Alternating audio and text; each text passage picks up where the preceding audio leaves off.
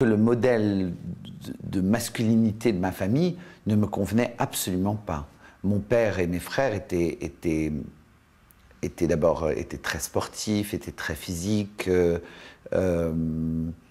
avec une forme d'impudeur, de brutalité, qui ne me convenait pas du tout. Je n'avais aucune envie de ressembler à ça.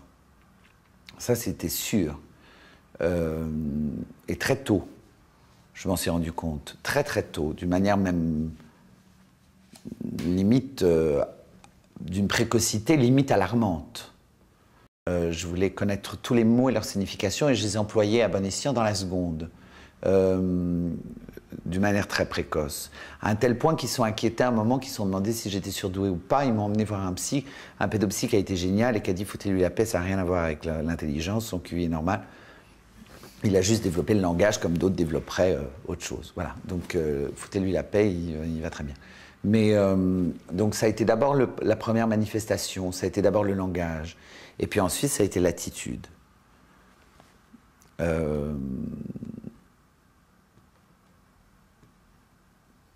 Maintenant, oui, je suis pratiquement sûr qu'elle voulait une fille. En même temps, comme elle m'a dit plus tard, quand je lui en ai parlé, elle dit pour ton petit frère, je voulais encore plus une fille, parce que c'était mon quatrième, et il va très bien.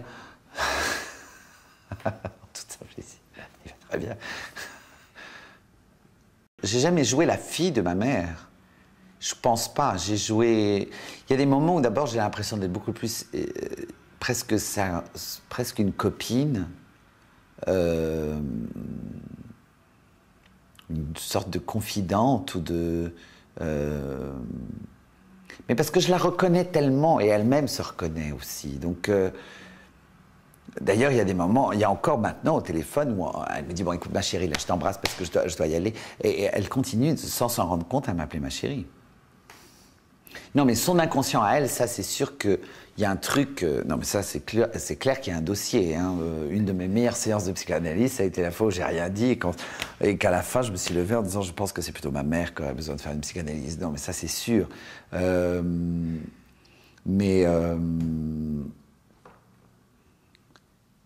Mais j'ai pris la brèche aussi. C'est aussi. J'ai joué, j'ai participé au malentendu bien, hein, à fond. Pas fait les choses à moitié. Maintenant, moi, je ne fais pas tellement la différence. Évidemment que je la fais, mais en tant qu'acteur, par exemple, je ne fais pas tellement la différence. Si je dois jouer une femme, ou un vétérinaire, ou un avocat, c'est. Enfin, d'abord, quel type de femme, et il y a des femmes que je ne pourrais pas jouer. Je ne fais pas tellement la différence dans le jeu. JEU. Mon père est très peu présent dans mon film, et il était encore moins dans la pièce d'ailleurs, et volontairement. Mais d'ailleurs, c'est très rare les moments où c'est dans le couple. Il n'y a que la scène du restaurant où il y a cette complicité, que j'aime beaucoup d'ailleurs. Mais là, pour le coup, que j'ose moins. Lucrèce, c'est autre chose. Là, il y a le couple.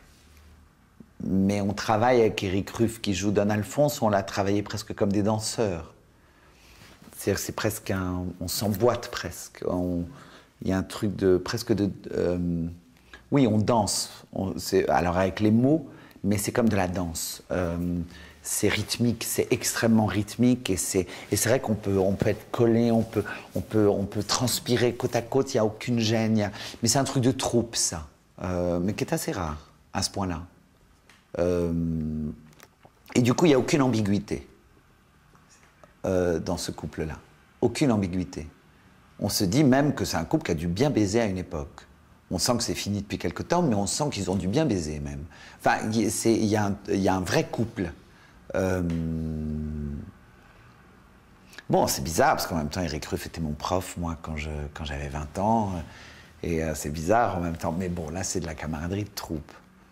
Mais c'est étonnant. Je suis plus